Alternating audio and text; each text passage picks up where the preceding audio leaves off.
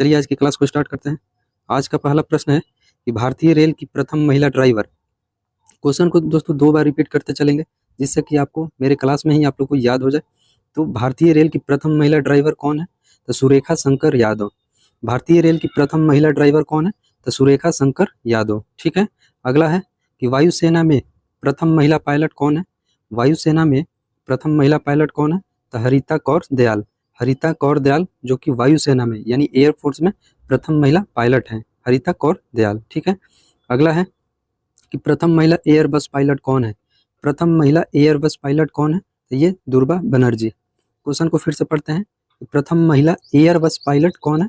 तो ये दुर्गा बनर्जी। ठीक है। नेक्स्ट है कि प्रथम महिला लेफ्टिनेंट जनरल।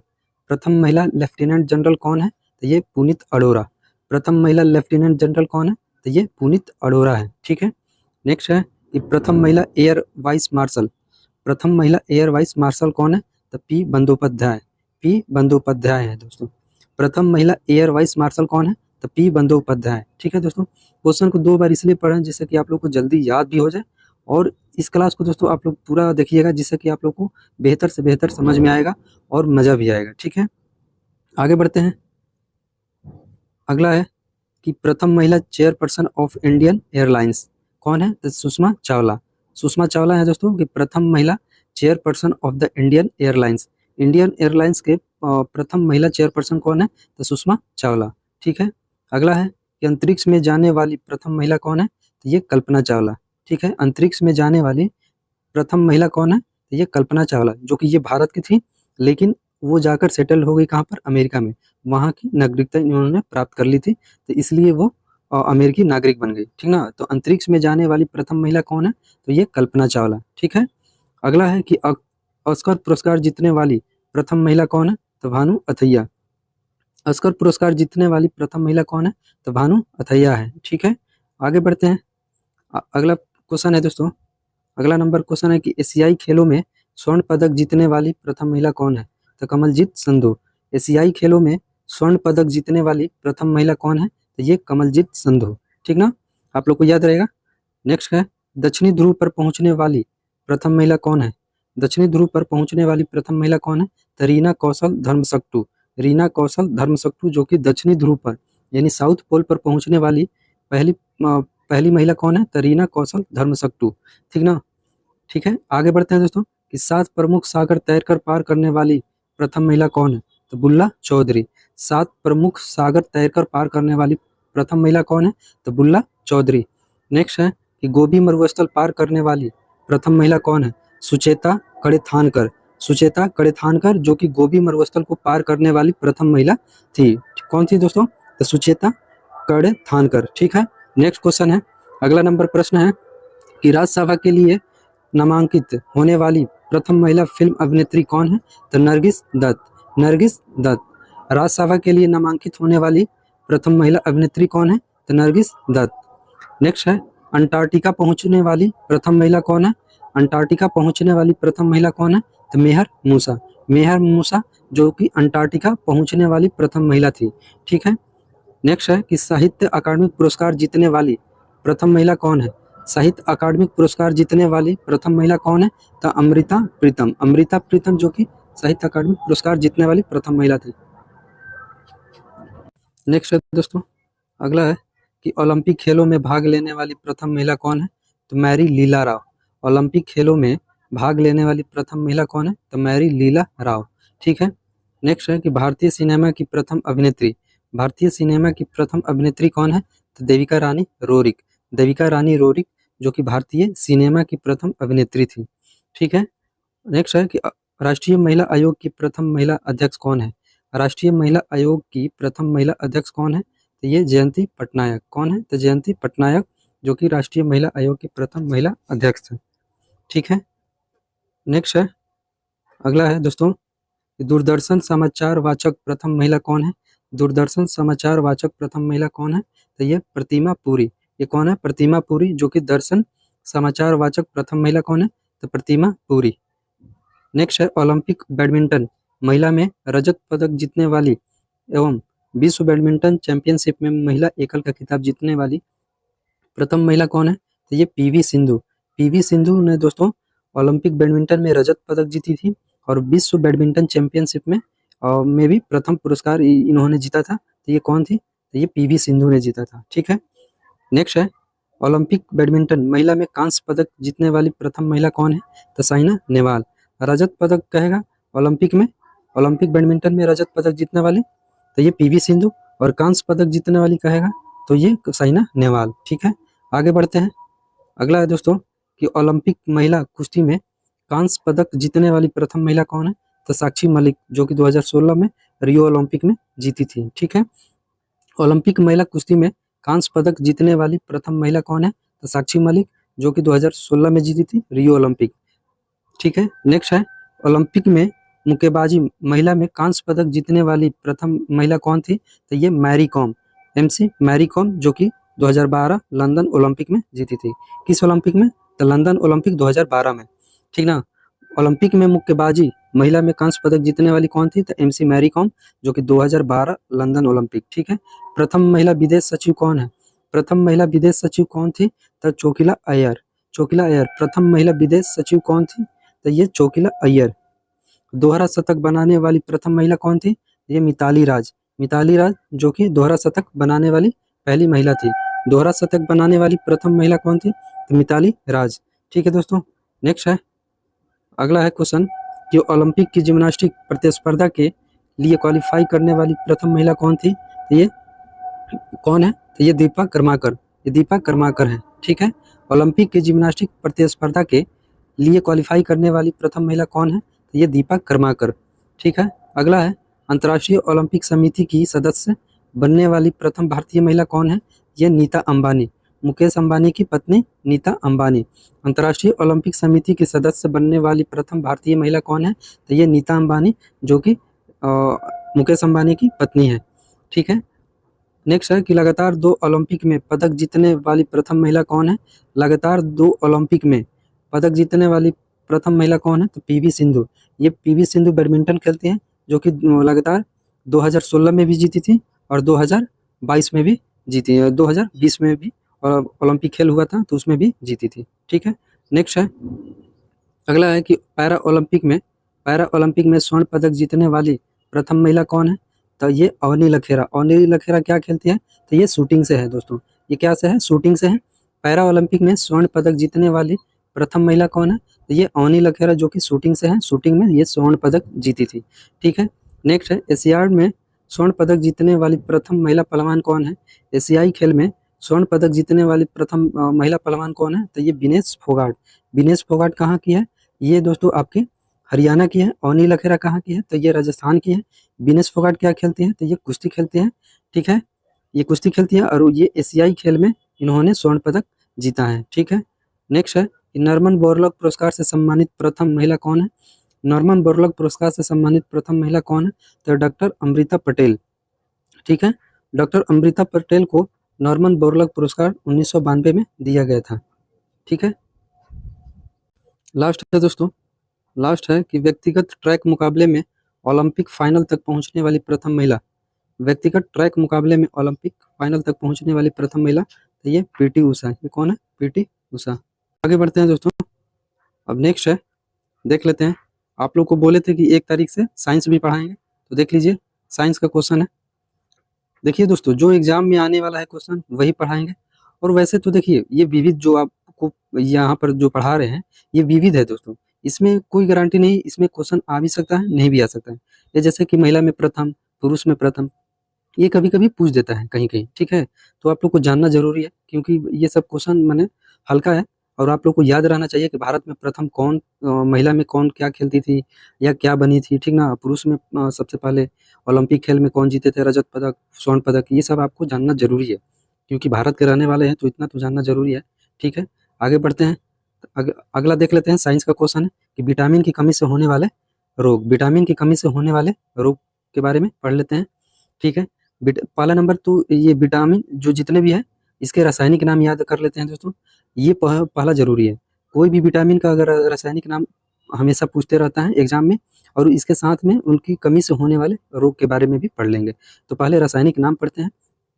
ठीक है, तो पहला है कि विटामिन ए। विटामिन ए का रासायनिक नाम क्या है?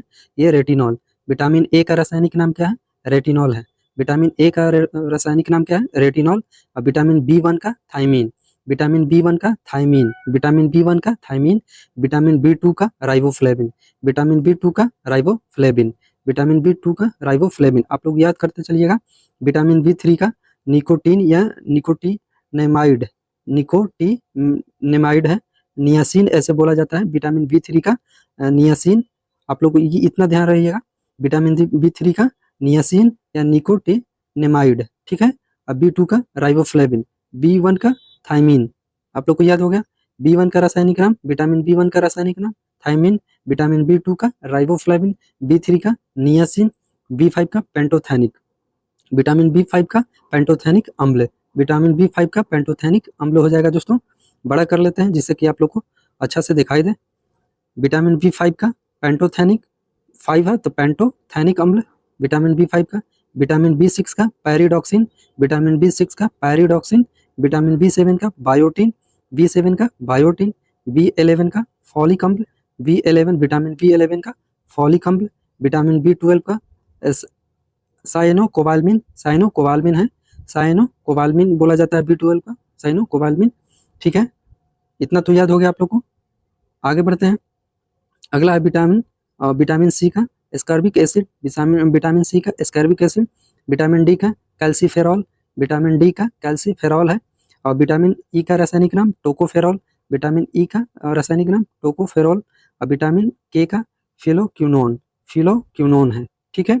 फिर से एक बार रिपीट कर देते हैं दोस्तों जिससे कि आप लोग को बढ़िया से याद हो जाए। विटामिन ए का रासायनिक नाम रेटिनॉल, विटामिन बी1 का थायमीन, विटामिन बी2 का राइबोफ्लेविन, बी3 का निकोटिनेमाइड और या नियासिन। आप तो याद रखिएगा नियासिन, नियासिन दिया रहता है दोस्तों। विटामिन बी3 का रासायनिक नाम क्या है? नियासिन। बी5 का पेंटोथेनिक, बी5 का विटामिन बी5 का पेंटोथेनिक, विटामिन बी6 का पैरिडॉक्सिन, विटामिन बी7 का बायोटिन, विटामिन बी7 कहिए चाहे विटामिन एच कहिए, ठीक ना। तो इसको भी बायोटिन बोला जाता है बी7 का, ठीक है। आगे बढ़ते हैं। अगला है विटामिन बी11 का फॉलिक अम्ल, विटामिन बी12 का साइनोकोबाल्मिन, साइनोकोबाल्मिन बोला जाता है बी12 का। और विटामिन सी का एस्कॉर्बिक एसिड बोला जाता है। विटामिन डी का कैल्सीफेरॉल, विटामिन डी का कैल्सीफेरॉल, विटामिन ई का टोकोफेरॉल और विटामिन के का फिलोक्विनोन, ठीक है दोस्तों। आप लोग को ये तो याद रखना पड़ेगा कंफर्म, क्योंकि एग्जाम में ये पूछता है दोस्तों रासायनिक नाम। अब आते हैं कि विटामिन ए की कमी से होने वाले रोग कौन से हैं। विटामिन ए की कमी से रतौंधी होता है, जो कि आप लोग को रतौंधी होने से आप लोग को रात में दिखाई नहीं देता है और संक्रमणों का खतरा होता है, संक्रमणों का खतरा होता है, ठीक है। जीरोप्थेल्मिया, जीरोप्थेल्मिया रोग भी होता है, ठीक ना। जीरोप्थेल्मिया रोग होता है विटामिन ए की कमी से ही। विटामिन बी1 की कमी से बैरी बैरी रोग होता है, विटामिन बी1 की कमी से बैरी बैरी रोग। विटामिन बी2 की कमी से कौन से रोग होता है? त्वचा का फटना, जो त्वचा है हमारे शरीर का जो त्वचा उसका फटना होता है। और आंखों का लाल होना, आंख हमेशा आपका लाल दिखाई देते रहेगा, तो वो विटामिन बी2 की कमी से। और जीभों का फटना, त्वचा का फटना, जीभों का फटना और आंखों का लाल होना, ठीक है, ये विटामिन बी2 की कमी से होता है, ठीक है। आगे बढ़ते हैं। अगला है दोस्तों कि विटामिन बी3 की कमी से पेलेग्रा रोग, पेलाग्रा रोग होता है बी3 की कमी से त्वचा दाद, यानी पेलेग्रा में कहीं कहीं धब्बा धब्बा व्हाइट व्हाइट हो जाएगा आपका, वो भी एक दोस्तों विटामिन बी3 के कमी से होता है। त्वचा दाद होता है या 4D सिंड्रोम होता है, उसी को बोला जाता है या 4D सिंड्रोम, ठीक ना। बी3 की कमी से कौन से रोग होते हैं आप लोग को याद रहेगा। आप लोग तो पहला ये जान लीजिए, बी1 की कमी से बैरी बैरी रोग, बी1 की कमी से बैरी बैरी, विटामिन बी2 की कमी से त्वचा का फटना और आंखों का लाल होना और जीभ का फटना, ये तीनों होता है। त्वचा भी आपका फटेगा बी2 की कमी से और जीभ भी फटेगा और आंख लाल हो जाएगा दोस्तों, ठीक है। अब बी3 की कमी से पेलाग्रा रोग और 4D सिंड्रोम रोग होता है, ठीक है। बी3 की कमी से कौन से रोग होते हैं? पेलाग्रा रोग और 4D सिंड्रोम रोग होता है। आगे बढ़ते हैं। अगला है दोस्तों बी5 की कमी से बाल सफेद होना और मंदबुद्धि होना। बी5 क्या होता है? दो चीज की कमी हो जाता है। बी5 से क्या क्या होता है? तो एक आपका बाल सफेद हो जाएगा और आप मंदबुद्धि होने लगेंगे, यानी जो आपका दिमाग पहले तेज था वो धीरे धीरे आपके याददाश्त कमजोर हो जाएंगे, मंदबुद्धि हो जाइएगा, कुछ याद नहीं रहेगा, ठीक है। और बाल भी धीरे धीरे सफ़ेद हो जाएगा। तो किसकी कमी से? तो B5 की कमी से, ठीक है। B6 की कमी से कौन से रोग? एनीमिया रोग, त्वचा रोग, ठीक है। B6 की कमी से कौन से रोग होता है? तो एनीमिया रोग और त्वचा रोग होता है दोस्तों, ठीक है।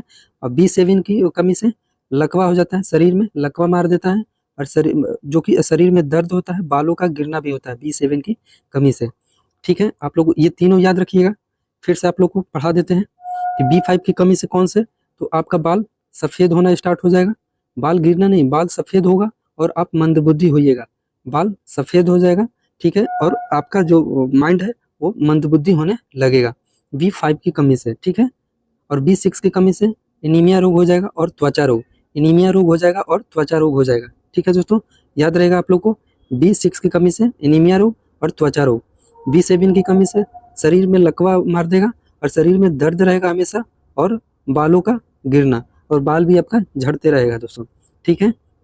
आगे बढ़ते हैं कि B11 की कमी से कौन से रोग होता है? एनीमिया रोग, जो कि B6 से भी होता है और B11 से भी होता है एनीमिया रोग, और B12 से भी एनीमिया रोग होता है, ठीक है। एनीमिया रोग होता है किस किस से? तो B6 का एनीमिया रोग, B11 से एनीमिया रोग हो जाएगा, B12 से भी एनीमिया रोग हो जाएगा, ठीक है।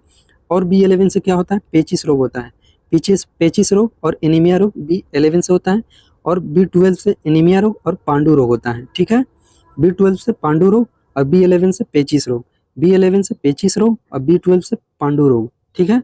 आगे बढ़ते हैं विटामिन B से बी विटामिन सी से की कमी से कौन से रोग होता है? तो स्कर्विक और मसूड़ों का फूलना, स्कर्विक रोग होता है, और मसूड़ा जो आपका है दांत का मसूड़ा वो फूल जाता है, ठीक है। आगे बढ़ते हैं, अगला है कि विटामिन डी की कमी से रिकेट्स रोग होता है बच्चों में, जो कि ये हड्डी वाला रोग है दोस्तों, रिकेट्स रोग है, रिकेट्स जो कि बच्चों की कमी से होता है, बच्चों में होता है दोस्तों ये रोग, ठीक है ना। विटामिन डी की कमी से, विटामिन ई की कमी से, और एक और रोग होता है वयस्क में, यानी जो मनुष्य होते हैं जो बड़े हो जाते हैं उसमें ऑस्टियोमलेशिया रोग होता है, ऑस्टियोमलेशिया रोग। आप लोग जान गए दोस्तों, ये जो विटामिन डी है, विटामिन डी की कमी से रिकेट्स रोग जो कि बच्चों में होते हैं, और ऑस्टियोमलेशिया रोग होते हैं वयस्क में, जो 18 प्लस है उसमें होता है ऑस्टियोमलेशिया रोग, जो कि विटामिन डी की कमी से होता है, ठीक है। विटामिन डी की कमी से दो रोग होता है बच्चों में, रिकेट्स रोग, और वयस्क में यह ऑस्टियोमलेशिया रोग। विटामिन ई की कमी से जनन शक्ति का कम होना, यानी जो पुरुषों में जनन शक्ति कम होता है। विटामिन ए की कमी से रक्त का थक्का न जमना, विटामिन के की कमी से यानी रक्त का थक्का न जमना, यानी कोई भी व्यक्ति को अगर कहीं कट जाता है तो वहाँ पर रक्त का थक्का नहीं जमेगा, रक्त बहते रहेगा दोस्तों, ठीक है। आप लोग जान गए, तो इसको आप लोग बढ़िया से पढ़ लीजिएगा दोस्तों। ये जितने भी प्रश्न हम आप लोग को लिए करा रहे हैं, ये आपको 100% पूछेगा ही पूछेगा, किसी भी एग्जाम में बैठ जाइए दोस्तों, ठीक है ना। तो आप लोग अगर दोस्तों मेरे चैनल पर नए हैं तो मेरे चैनल को सब्सक्राइब कर दीजिएगा, दोस्तों में शेयर कर दीजिएगा। चलिए आज की क्लास में इतना ही।